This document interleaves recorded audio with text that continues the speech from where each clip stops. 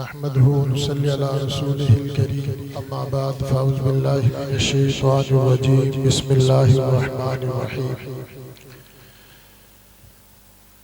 إنا نحن نزلنا الذكر وإنا له لحافظون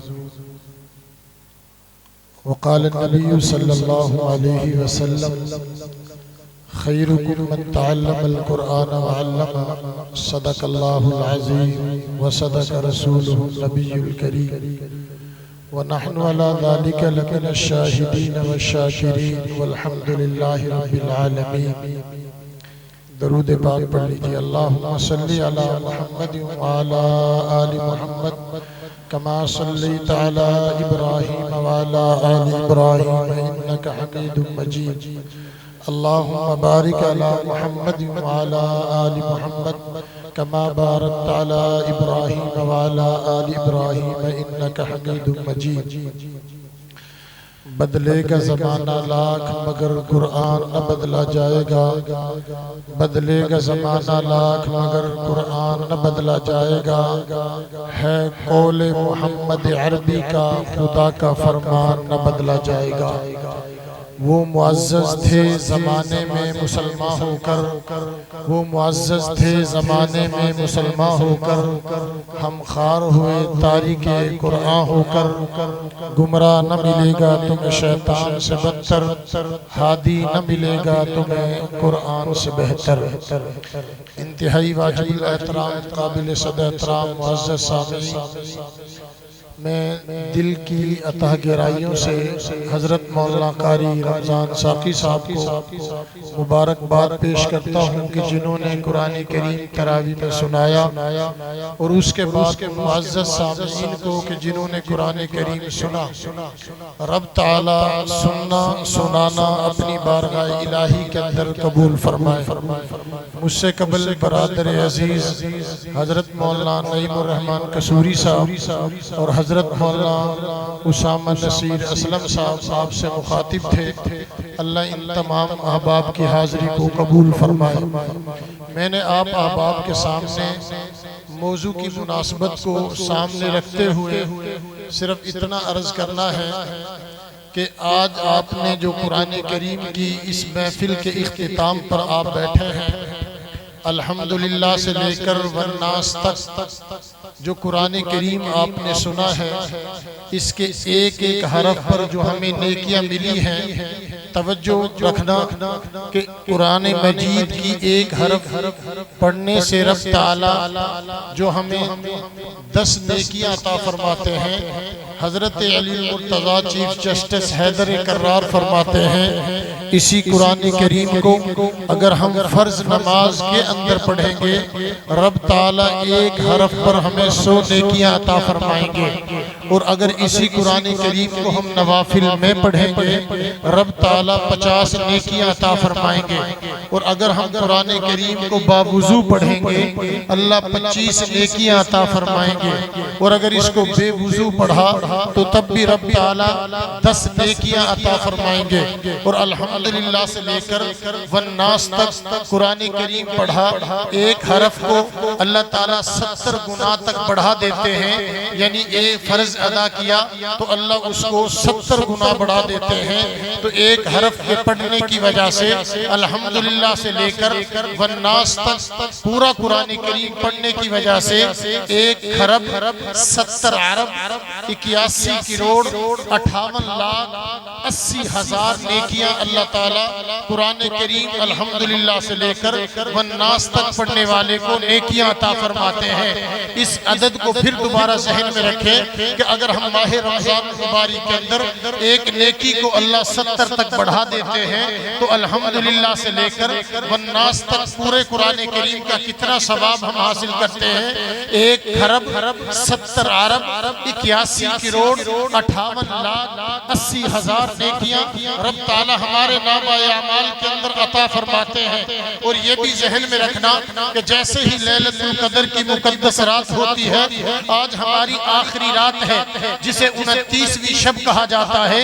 رب تعالی اس رات کو تنزل الملائکہ فرشتوں کو بھیجتے ہیں اور فرشتے پوری روح زمین پر پھیلتے ہیں. اگر کوئی تلاوت کر رہا ہے فرشتے تلاوت کرتے ہیں، اگر کوئی ذکر کر رہا ہے فرشتے ذکر کرتے ہیں، اگر کوئی دعا مانگ رہا ہے فرشتے دعا پر آمین کہتے ہیں، اگر کوئی نوافل پڑھ رہا ہے فرشتے اس کی نوافل پڑھتے ہیں، اگر کوئی رب تعالیٰ کے سامنے گڑ گڑا رہا ہوتا ہے فرشتے اس کی دعا پر آمین کہتے ہیں، یہاں تک کہ روح جو روح ہے، یعنی روح سے کیا مراد؟ حضرت عیسیٰ علیہ السلام بھی مراد ہے۔ حضرت عیسیٰ علیہ السلام اس رات اترتے ہیں، امت محمدیہ کے اعمال کو دیکھتے ہیں، اور ہم مسلمانوں کا عقیدہ ہے کہ حضرت عیسیٰ علیہ السلام چوتھے آسمان پر زندہ ہے، لیکن عیسائیت اس کا انکار کرتی ہے۔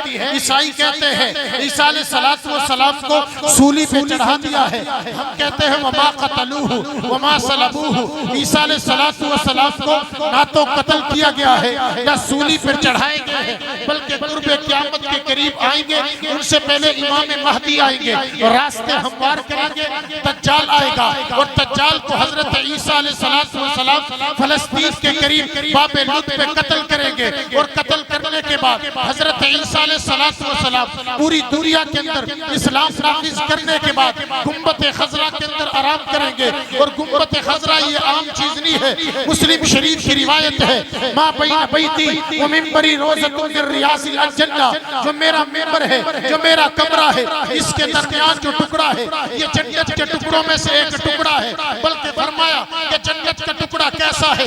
توجہ فرمانا، جہاں انسان پیدا ہوتا ہے اس جہاں پر تدفین ہوتی ہے وہیں سے مٹی لے کر انسان کو دفن کیا جاتا ہے، اب منہا خلقناکم، اللہ نے اسی مٹی سے پیدا کیا، وفیہا نعیدکم، اللہ اسی مٹی میں تمہارا لے جائے گا، ومنہا نخرجکم تارۃ اخری، اسی مٹی سے نکالا جائے گا۔ اب اس حدیث کو سامنے رکھیے، میرا پیغمبر جس جگہ پر دفن ہے، میرا پیغمبر جس جگہ پر مدفون ہے یہ جنت کی مٹی ہے۔ اب ہم کہہ سکتے ہیں امام الانبیاء، خاتم الانبیاء، آمنہ کا لال، عبداللہ کا لخت جگر، وجہ کائنات، مقصود کائنات، والضحیٰ کے چہرے والا، واللیل کی زلف والا، الم نشرح لک صدرک کا سینے والا، جنت کی مٹی سے پیدا ہوا ہے۔ ابو بکر جنت کی مٹی سے پیدا ہوا ہے، حضرت عمر جنت کی مٹی سے پیدا ہوا ہے۔ قیامت کے دن میرا پیغمبر جنت سے اٹھیں گے، جنت کے اندر جائیں گے، ابو بکر جنت سے اٹھیں گے، جنت کے اندر جائیں گے، عمر جنت سے اٹھیں گے، جنت کے اندر جائیں گے۔ گویا کہ آپ یوں کہہ سکتے ہیں امام الانبیاء، خاتم الانبیاء آج بھی جنت میں ہے، کل بھی جنت میں ہوگا، ابو بکر صدیق آج بھی جنت میں ہے، کل بھی جنت میں ہوگا، عمر آج بھی جنت میں ہے، کل بھی جنت میں ہوگا۔ ہم کس مٹی سے پیدا ہوئے اسی مٹی میں جائیں گے، لیکن امام الانبیاء یاد رکھے حدیث ہے جہاں پر انسان کی تدفین ہوتی ہے وہیں پر انسان کو دفن کیا جاتا ہے۔ میرے نبی کی جہاں پر تدفین ہے ہم کہہ سکتے ہیں کہ اللہ کے نبی جنت مٹی سے پیدا ہوئے ہیں، ابو بکر عمر جنت کی مٹی سے پیدا ہوئے ہیں اور جنت کے اندر ہی موجود ہیں اور جنت کے اندر چلے جائیں گے۔ اور میرے امام الانبیاء کو جو رب تعالیٰ نے کلام دیا تھا، اب یہ کلام کیسا ہے؟ توجہ رکھنا کہ جو میں نے آیت پڑھی اِنَّا نَحْنُ نَزَّلْنَا الذِّکْرَ، توجہ کے ساتھ وَإِنَّا لَهُ لَحَافِظُونَ، ہم نے ہی اس ذکر کو اتارا ہے، ہم اس کی حفاظت کی ذمہ داری لیتے ہیں۔ اب ایک پادری نے جس وقت اس آیت کو پڑھا، عیسائی پادری نے پڑھا تو کہنے لگا بھئی جو ذکر کا لفظ ہے اس سے مراد انجیل ہے کہ ہم نے انجیل کو اتارا ہے، ہم اس کی حفاظت کی ذمہ داری لیتے ہیں۔ اب مسلمانوں کا مجمع میں سناٹا طاری ہو گیا، اس پادری کو کیا جواب دے؟ یہ کہتا ہے اِنَّا نَحْنُ نَزَّلْنَا الذِّکْرَ، ہم نے ہی ذکر یعنی قرآن کو اتارا ہے، یہ قرآن کی بجائے کہتا ہے انجیل اتارا ہے۔ اب آپ توجہ فرمانا، اسی مجلس کے اندر ایک اللہ کا ولی بیٹھا ہوا تھا اور اللہ کے ولی کو اللہ نے ایسی باطنی آنکھیں دی ہوتی ہیں، عام آدمی اس آنکھوں سے نہیں دیکھتا جو اللہ کا ولی دیکھتا ہے۔ اور اللہ کے ولی کے بارے میں توجہ رکھنا کہ پوری انسانیت کو ایک پلے میں رکھ دیا جائے، ایک مسلمان کو ایک پلے میں رکھ دیا جائے، مسلمان کا پلہ جھک جائے گا، اور پورے مسلمانوں کو ایک پلے میں رکھ دیا جائے اور ایک اللہ کے ولی کو ایک پلے میں رکھ دیا جائے، اللہ کے ولی کا پلہ جھک جائے گا۔ سارے اولیاء کو ایک پلے میں رکھ دیا جائے، ایک تابعی کو ایک پلے میں رکھ دیا جائے، تابعی کا پلہ جھک جائے گا۔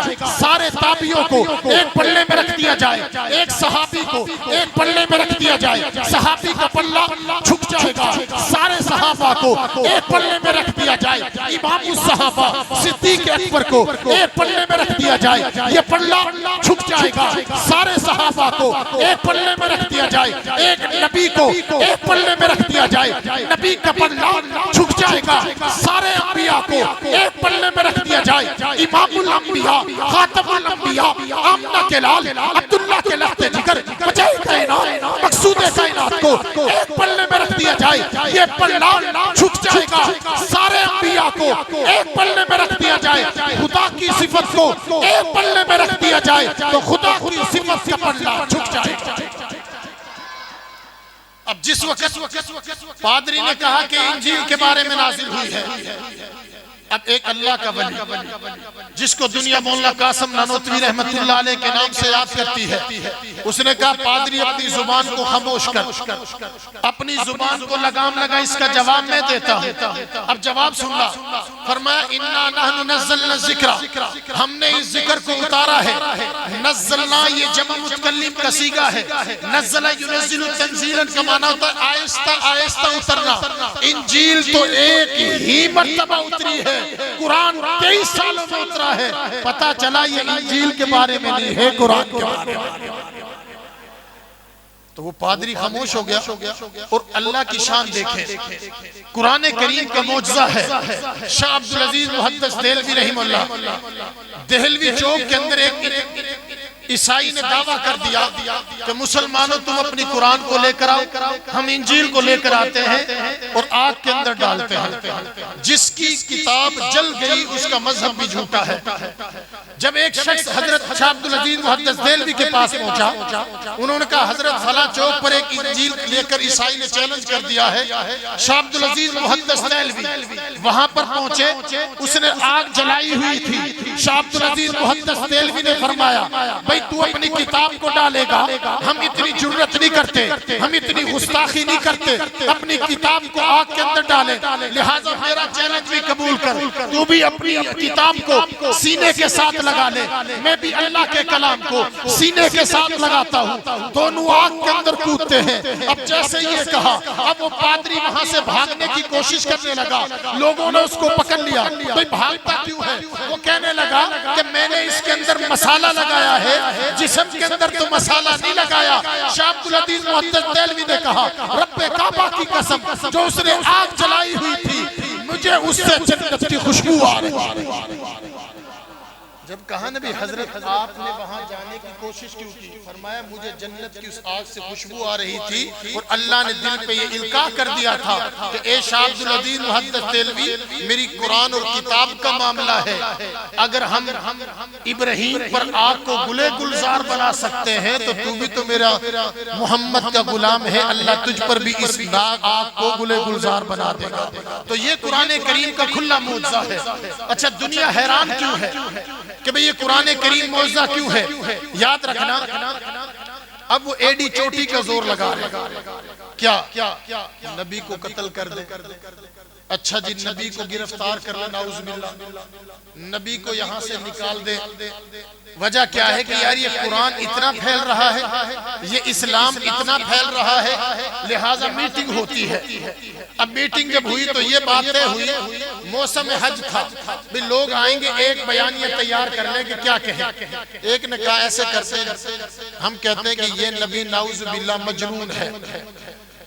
تو ولید بن مغیرہ کہنے لگا قوم کا جو سردار تھا، بڑا عقل مند تھا، بھی لوگ جب اس کا کلام سنیں گے تو کہیں گے کہ یہ مجنون کا کلام تو نہیں ہے۔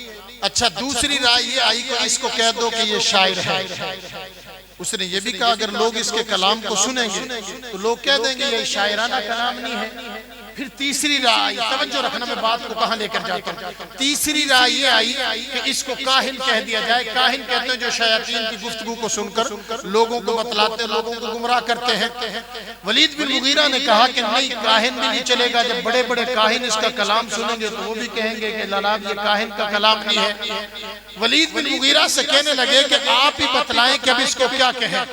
ولید بن مغیرہ نے کہا کہ اس کو کہہ دیتے ہیں جادوگر، کہ یہ جادوگر ہے. اب جیسی جادوگر کی بات کہی تو توجہ فرمانا. حضرت انیس غفاری رضی اللہ تعالیٰ عنہ کہتے ہیں کہ جس وقت میں گیا 1 مہینہ میں نے اس محمد عربی کی ریکی کی, اس کی میں نے تلاش کی, اس کے میں نے تنقید و تعریف کو دیکھا. 1 مہینہ میں نے سوائے آب زمزم کے میرے پیٹ میں کوئی چیز نہیں گئی. نہ مجھے تکلیف محسوس ہوئی, نہ مجھے بھوک محسوس ہوئی, نہ مجھے پیاس محسوس ہوئی, اور نہ مجھے ضعیف یعنی ذوق محسوس ہوا, کمزوری. میں نے 1 مہینے کے بعد جب اس کے کلام کو سنا تو میرے دل اڑنے لگ گیا کہ یہ کلام انسان کا کلام نہیں ہے, یہ رب العالمین کا کلام ہے. واپس جاتے قبیلے سے 1000 کے قریب فتح مکہ کے موقع پر لوگ مسلمان ہو جاتے ہیں. اب قرآن کریم نے کہا اگر تم کہتے ہو یہ کلام الناس ہے تو قرآن نے 3 چیلنج کیے. پہلا چیلنج یہ دیا کل ان اجتمعت الانس والجن علی ان یاتوا بمثل هذا القرآن, اس جیسا ایک قرآن لے آؤ, نہیں لا سکے. پھر قرآن نے دوسرا چیلنج دیا قل فاتوا بعشر سور مثلی, اس جیسی 10 صورتیں لے آؤ, نہیں لا سکے. پھر قرآن نے تیسرا چیلنج دیا کہ فاتوا بسورۃ من مثلی, اس جیسی 1 سورت لے آؤ, نہیں لا سکے. اب آپ اندازہ لگائیں کہ جس جگہ پر یہ کلام اتر رہا ہے وہاں پہاڑی پہاڑ ہے, نہ زراعت ہے, نہ صنعت ہے, نہ کالج یونیورسٹی ہے, نہ میرے پیغمبر نے کسی قصاب کو ہاتھ لگایا, نہ قلم کو ہاتھ لگایا, نہ وہاں راستے ہموار ہیں, ریگستان ہے. ایک یتیم گھرانے کے اندر یہ کلام اترتا ہے, باپ کا سایہ سر سے اٹھ جاتا ہے, 6 سال گزرتی ہے, ماں کا سایہ اٹھ جاتا ہے, 8 سال گزرتے ہیں, چچا کا سایہ اٹھ جاتا ہے. اچانک ایسا کلام ظاہر ہوتا ہے جو عقلوں کو حیران کر دیتا ہے, اور ایسی عقلوں کو حیران کر دیا کہ پوری دنیا ششتر و حیران ہے. اس جیسا کلام نہ وہ اس وقت لا سکے, نہ آج لا سکے, نہ قیامت کی صبح تک لا سکتے ہیں. ایسا اللہ نے یہ کلام ظاہر کیا. اور یاد رکھیں یہ کلام کی تاثیر کیا ہے.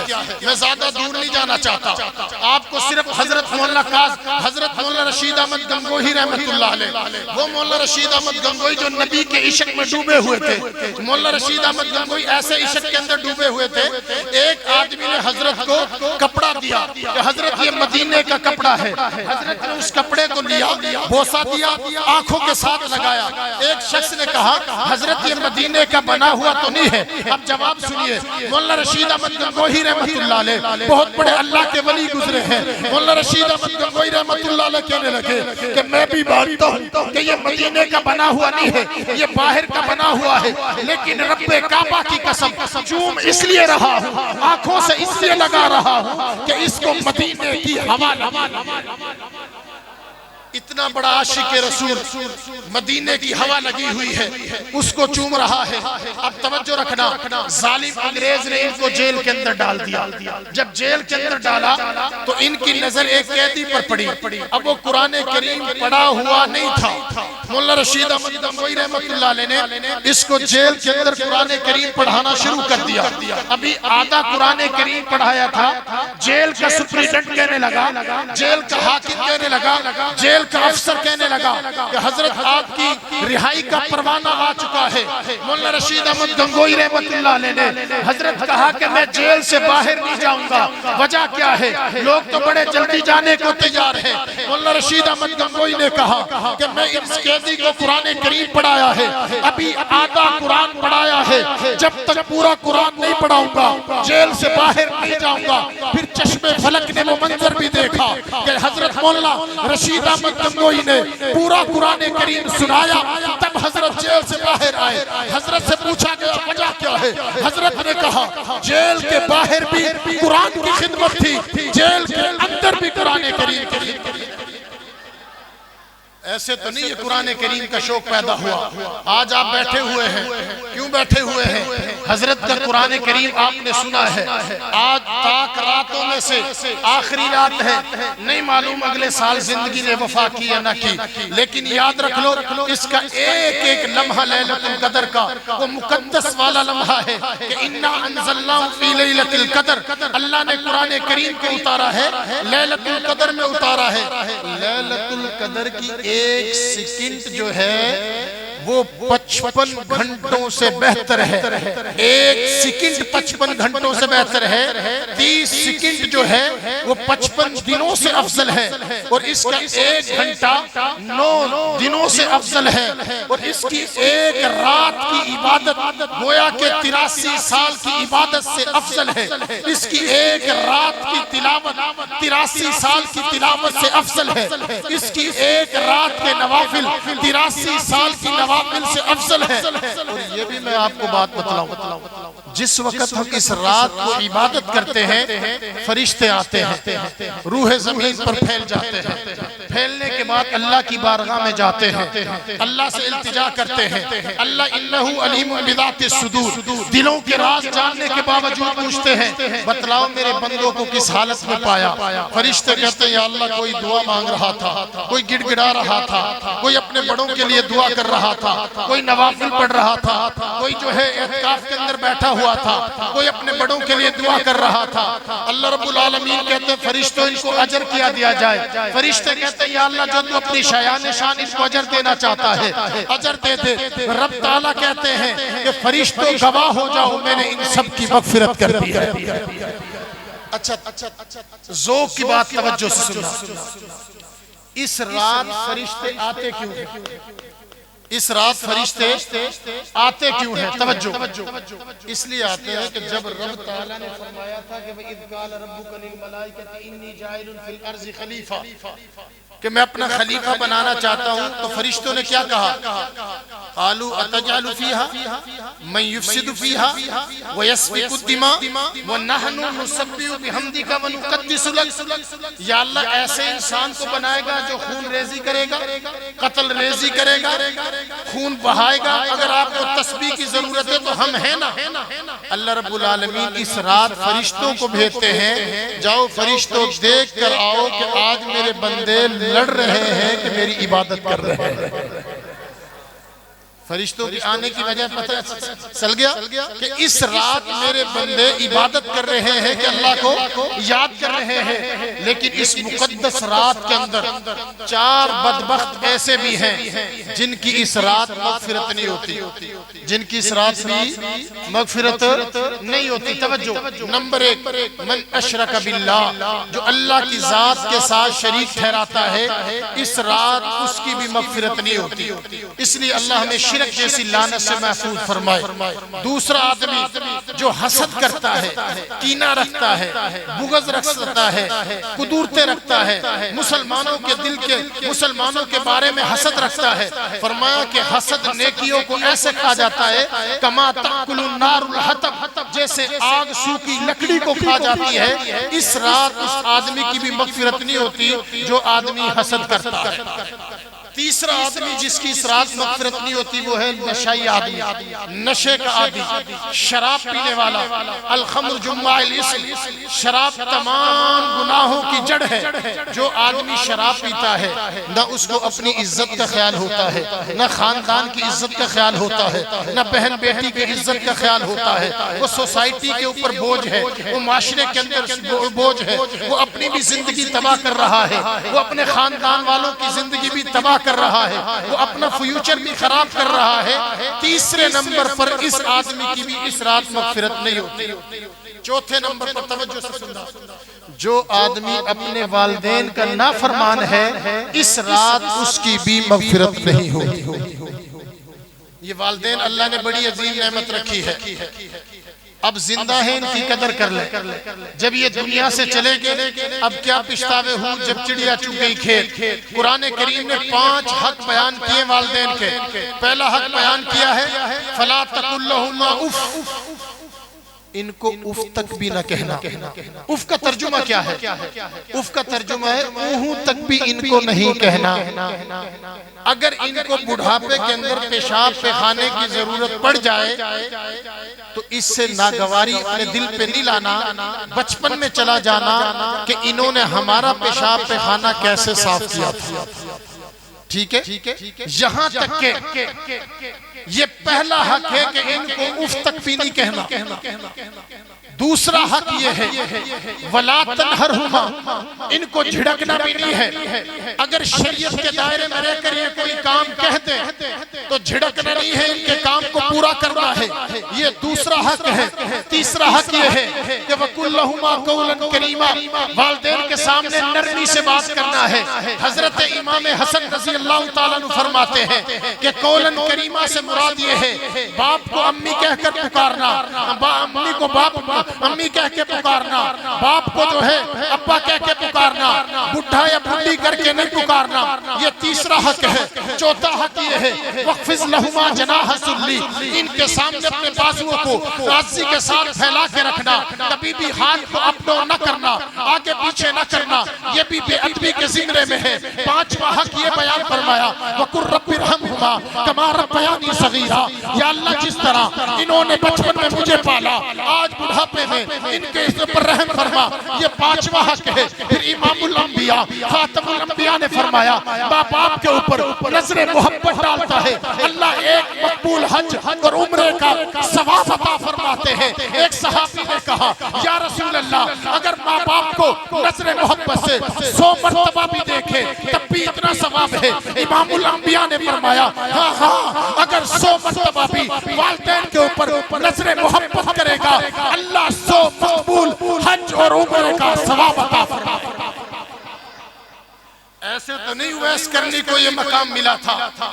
جس وقت اویس کرنی نبی اپنے ماں کی خدمت کر رہے تھے اور امام الانبیاء کی زیارت نہ کر سکے، شرف صحابیت سے محروم ہونے کے لیے بچنے کے لیے جس وقت ماں سے اجازت لی، امی جان اگر اجازت ہے امام الانبیاء کی زیارت کرنا چاہتا ہوں. ماں نے کہا بیٹا چلے جائے لیکن جلدی آنا ہے.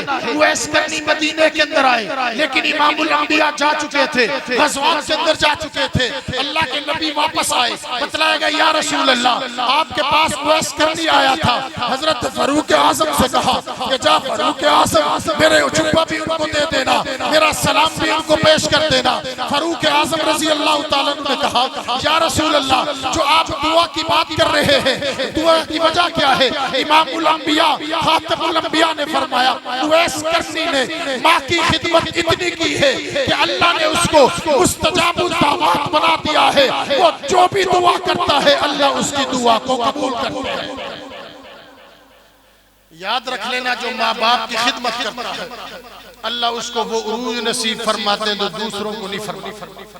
اور جو ماں باپ کی نافرمانی کرتا ہے یہ واحد ایسا بد نصیب ہوتا ہے جس کو اللہ دنیا کے اندر بھی عذاب چکھا دیتے ہیں.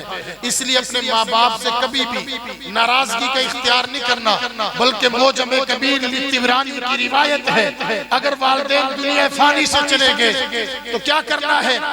پھر بھی ان کو قرآن کریم کی تلاوت کرنی ہے.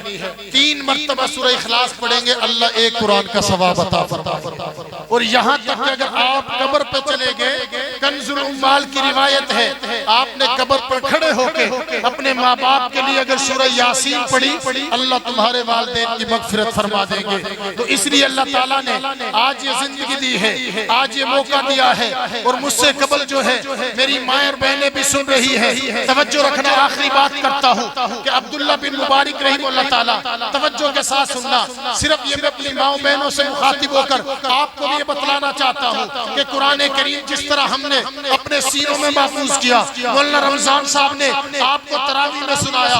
آئیے عبداللہ بن مبارک رحمہ اللہ تعالیٰ حج پہ جاتے ہیں، جنگل کے اندر گئے تو جنگل میں دیکھا ایک عورت تنہا اکیلی تھی. عبداللہ بن مبارک نے کہا اللہ کی بندی تو یہاں کیا کر رہی ہے؟ اس نے قرآن عبداللہ بن مبارک نے کہا السلام علیکم ورحمت اللہ. اب وہ قرآن سے جواب دیتی ہے سلام قولا من رب الرحیم. عبداللہ بن مبارک نے کہا اللہ کی بندی تو یہاں کیا کر رہی ہے؟ وہ قرآن سے جواب دیتی ہے من یضلل اللہ فلا ہادی لہ، اور جس کو اللہ راستے سے بھٹکا دے اس کو راستہ کون دے گا؟ عبداللہ بن مبارک نے کہا تو یہاں کتنی دنوں سے رہ رہی ہے؟ پھر وہ قرآن سے جواب دیتی ہے ثلاث لیال سویہ، مجھے 3 راتیں یہاں ہو چکی ہیں. عبداللہ بن مبارک نے کہا تو کھاتی کہاں سے ہے، پیتی کہاں سے ہے؟ پھر قرآن سے جواب دیتی ہے والذی هو یطعمنی ویسقینی، وہی ذات مجھے کھلاتی ہے، وہی ذات مجھے پلاتی ہے. عبداللہ بن مبارک نے کہا آؤ میرے ساتھ سواری پر سوار ہو جاؤ. پھر وہ قرآن سے جواب دیتی ہے، فرمایا سبحان الذی سخر لنا ھذا وما كنا له مقرنین وانا الی ربنا لمنقلبون۔ عبداللہ بن مبارک نے کہا بتلا قافلے کے اندر تیرے بیٹوں کا نام کیا ہے؟ پھر وہ قرآن سے جواب دیتی ہے واتخذ اللہ ابراہیم خلیلا وکلم اللہ موسیٰ تکلیما یا یحییٰ خذ الکتاب بقوہ۔ عبداللہ بن مبارک نے کہا ایک بیٹے کا نام ابراہیم ہے، دوسرے بیٹے کا نام موسیٰ ہے، تیسرے بیٹے کا نام یحییٰ ہے۔ قافلے کے قریب گئے، کہا کہ یا ابراہیم یا موسیٰ یا یحییٰ، تین نوجوان سبوں کو چیرتے ہوئے قریب آتے ہیں۔ ماں نے کہا کہ بیٹا جاؤ بازار کے اندر سے کھانا لے کر آ جاؤ۔ بیٹا کھانا لے کر آگے۔ عبداللہ بن مبارک نے کہا میں کھانا نہیں کھاؤں گا، وجہ کیا ہے؟ میں اس سے بات کر رہا ہوں، یہ قرآن کے علاوہ بات ہی نہیں کرتی۔ عبداللہ بن مبارک سے اس کے بیٹوں نے کہا کہ رب کعبہ کی قسم آپ تو چند گھنٹوں کی بات کر رہے ہیں، یہ ہماری ماں ہے، 40 سال ہو چکے ہیں، یہ جب بھی بولتی ہے تو قرآن ہی پڑھتی ہے، قرآن کے علاوہ گفتگو کرتی ہے۔ جب بھی بولتی ہے تو قرآن ہی پڑھتی ہے، قرآن کے علاوہ گفتگو۔ ابھی میرا بھائی حضرت عائشہ رضی اللہ تعالیٰ عنہ کی تعریف کر رہا تھا۔ اب امی عائشہ رضی اللہ تعالیٰ عنہ وہ خاتون ہے جو 2210 روایات پیغمبر سے نقل کرتی ہے۔ اب اسلام میں سے 2210 روایات کو نکال دو تو عورتوں کے جو مسائل گھریلو مسائل ہیں اس سے ہم ہاتھ دھو بیٹھیں گے۔ صرف یہ امی عائشہ 2210 روایات نقل کرنے والے، اور ان کا وفات بھی 17 رمضان المبارک کو ہوتا ہے۔ اس مناسبت سے میں نے ذکر کیا ہے 2210، اور وہ پیغمبر کی زوجہ ہے کہ خود پیغمبر نے فرمایا عائشہ یہ بتلا کہ اس گلاس میں تو نے کہاں سے منہ لگا کر پیا ہے؟ جہاں سے تو نے منہ لگا کر پیا ہے وہی پر محمد رسول اللہ منہ لگا کر پانی پانی۔ اور حضرت عائشہ کو یا حمیرہ کہہ کے پکارتے تھے، دوڑ لگاتے تھے۔ لیکن آپ کو میں ایک دردناک واقعہ سناتا ہوں، ایسا منظر بھی آیا۔ حضرت عائشہ کہتے ہیں 2 راتیں گزر گئی اور 3 دن گزرے، میں نے نیند کا سرما بھی نہیں لگایا۔ جب میرے اوپر تہمت لگی میں بھی پریشان تھی، میرا باپ بھی پریشان تھا، محمد رسول اللہ بھی پریشان تھے۔ آخرکار امام الانبیاء نے صحابہ کرام کو بلایا اور مشورہ لیا کہ ابو بکر سے پہلے پوچھا ابو بکر بتلائیں تیری کیا رائے ہے؟ حضرت ابو بکر صدیق کا جواب سنیے، فرمایا یا رسول اللہ میری بیٹی ہے، جو آپ کا فیصلہ ہوگا مجھے قبول ہے۔ حضرت عثمان غنی سے پوچھا آپ کی کیا رائے ہے؟ حضرت عثمان غنی نے کہا یا رسول اللہ میں نے ایک مرتبہ دیکھا آپ کے جوتوں پر تھوک لگی ہوئی تھی، اللہ نے جبریل امین کو بھیجا، کیونکہ ابتدا اسلام کے اندر جوتے پہن کر نماز پڑھا کرتے تھے، اب تھوک لگی ہوئی تھی، اللہ نے جبریل امین کو بھیجا کہ یا رسول اللہ نالین کو اتار کر مسجد نبوی میں داخل ہو جائے۔ عثمان غنی نے کہا یا رسول اللہ جو رب آپ کے جوتوں پر تھوک برداشت نہیں کر سکتا وہ رب آپ کے بستر پر ناپاک بیوی کو کیسے برداشت کر سکتا ہے؟ یہ جواب سننے کے بعد باری آتی علی مرتضیٰ کی۔ حضرت علی مرتضیٰ نے کہا یا رسول اللہ میں نے بچپن سے دیکھے، 55 تک آپ کو دیکھا ہے، میں نے آپ کے جسم پر ناپاک مکھی کو بیٹھتے ہوئے نہیں دیکھا۔ جو رب آپ کے بستر پر ناپاک، جو رب آپ کے جسم پر ناپاک مکھی برداشت نہیں کر سکتا وہ رب آپ کے بستر پر ناپاک بیوی کیسے برداشت کر سکتا ہے؟ دوسرا جواب حضرت علی مرتضیٰ نے تسلی کے لیے دیا کہ یا رسول اللہ آپ کے لیے بیویاں بہت ہیں، آپ کو دوسری بیوی کر لیں۔ اب باری آتی ہے حضرت فاروق اعظم کی، وہ فاروق اعظم جو فرش پہ 28 مرتبہ بولتے ہیں، اللہ عرش سے قرآن کریم اتار دیتے ہیں۔ حضرت عمر کا جواب سنیے، حضرت عمر نے کہا یا رسول اللہ آپ مجھے یہ بتلائیں کہ حضرت عائشہ کا نکاح آپ نے خود کیا تھا یا رب العالمین نے کیا تھا؟ آقا علیہ السلام نے فرمایا اے عمر تو نکاح کی بات کرتا ہے، وما ينطق عن الهوى ان هو الا وحی یوحی، میں تو خواہش کے مطابق بول نہیں سکتا، جو بھی بولتا ہوں اللہ کی جانب سے بولتا ہوں۔ یہ نکاح رب نے کیا تھا۔ حضرت عمر نے کہا کہ یا رسول اللہ اگر نکاح خدا نے کیا ہے معاملہ بھی رب کے سپرد کر دیجئے۔ حضرت عمر کے جواب سن کر امام الانبیاء بڑے مطمئن ہو گئے۔ اب جبریل امین آتے ہیں، قرآن لے لے کر آتے ہیں پیغمبر کی ایسے قرآن لے کر آئے کہ عائشہ کی تطہیر بیان کرنے کے لیے قرآن اعلان کرتا ہے الخبیثات للخبیثین والخبیثون للخبیثات والطیبات للطیبین والطیبون للطیبات ناپاک عورتیں ناپاک مردوں کے لیے ہیں ناپاک مرد ناپاک عورتوں کے لیے ہیں پاک عورتیں پاک مردوں کے لیے ہیں پاک مرد پاک عورتوں کے لیے ہیں اولئک مبرؤون یا رسول اللہ آپ بھی مبرہ ہیں آپ کی بیوی طیبہ طاہرہ ساجدہ ام المومنین عفیفہ صدیقہ بنت صدیق بھی پاک ہیں آپ بھی پاک یا رسول اللہ آپ بھی پاک ہیں اور آپ کی اہلیہ بھی پاک ہے اور یہ کیوں نہ کہہ دیا آپ نے سبحانک ھذا بہتان عظیم یہ تو بہتان عظیم ہے قیامت کی صبح تک جب تک قرآن رہے گا عائشہ کی تطہیر کا اعلان رہے گا اور خدا کی شان دیکھیں کہ وہی عائشہ ان کا انتقال بھی 17 رمضان المبارک کو ہوا تو یہ وہ قرآن کی حافظہ بھی تھی کیونکہ میری مائیں بہنیں سن رہی ہیں قرآن کی حافظہ بھی تھی حضرت ام سلمہ بھی حافظہ تھی اور اللہ نے عورتوں کو وہ مقام دیا کہ شیخ الحدیث مولانا زکریا صاحب اپنی کتاب فضائل اعمال کے اندر لکھتے ہیں کہ ہماری گھروں کی عورتوں میں اتنا شوق ہوتا تھا کہ 15 20 سپارے ایک ایک دن کے اندر پڑھا کرتے تھے امام شافعی رحمت اللہ علیہ کے بارے میں لکھا ہے مکہ سے مدینہ گئے 8 دن کا سفر کتنے دن کا 8 دن میں ایک قرآن دن کو مکمل کرتے تھے ایک قرآن رات کو مکمل کرتے تھے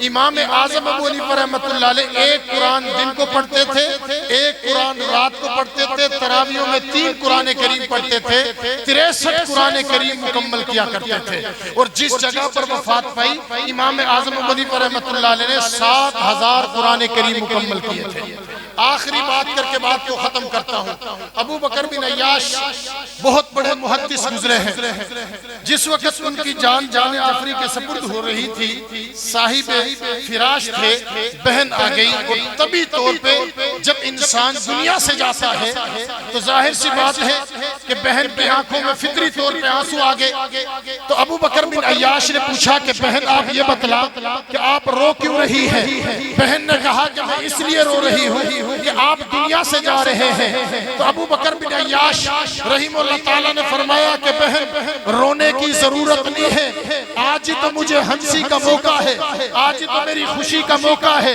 اور یہ بھی میں آپ کو بتلا دوں کہ جس جگہ پر میری جان آخری کے سپرد ہو رہی ہے یہ جگہ پر میں نے قرآن کریم پڑھا ہے تو 18,000 قرآن کریم میں نے اس جگہ پر مکمل کیے ہیں مجھے جانے کا کوئی غم نہیں ہے 18,000 قرآن کریم مکمل کیے اندازہ لگائیں 18,000 قرآن کریم مکمل کرنا آج ہم بھی دیکھ لیں یاد رکھ لیں کہ ہماری بھی وقت قرآن کریم کی تلاوت میں ہونی چاہیے اور خصوصاً جو ہم تلاوت قرآن کریم میں کرتے ہیں اس کا ترجمہ بھی آنا چاہیے کہ قرآن ہم سے کیا کہہ رہا ہے قرآن ہم سے مطالبہ کیا کر رہا ہے مثال کے طور پر کم از کم جو ہم نماز میں سورتیں پڑھتے ہیں ان کا ترجمہ آنا چاہیے اب نماز میں سورۃ فاتحہ تو ہم پڑھتے ہیں الحمدللہ رب العالمین تمام تعریف اللہ کے لیے ہیں جو رب سارے جہانوں کا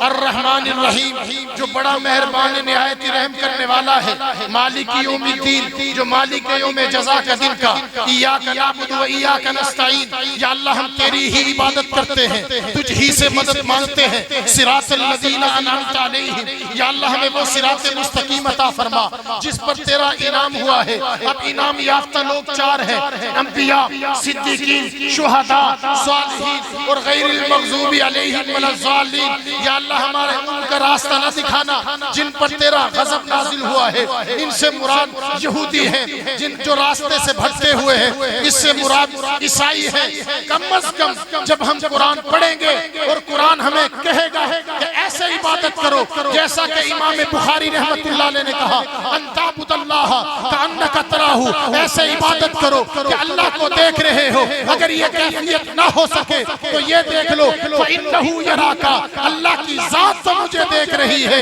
انشاءاللہ پھر ہماری نماز بھی وہ ہوگی جو ہمارے لیے دعا کرے گی، پھر ہم دنیا میں بھی سرخرو ہوں گے اور آخرت میں بھی سرخرو ہوں گے۔ رب تعالیٰ کی ذات جو کہا سنا مجھے عمل کرنے کی توفیق نصیب فرمائے۔ اللہ ہمیں عاشق قرآن بنائے، عاشق قرآن بنائے، عامل قرآن بنائے، اور ہمارے بچوں کو اللہ تعالیٰ حافظ قرآن بنائے۔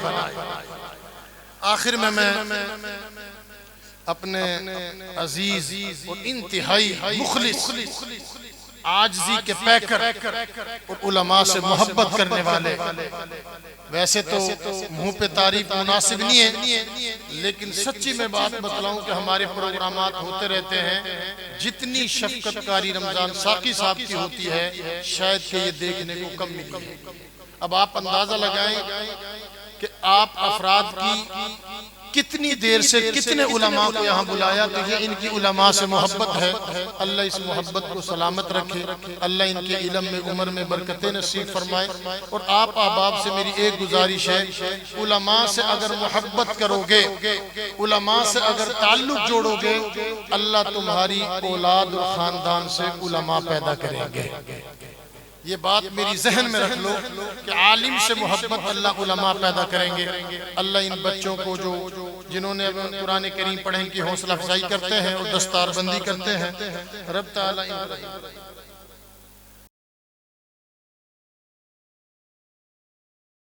وآخر دعوانا ان الحمدللہ رب العالمین۔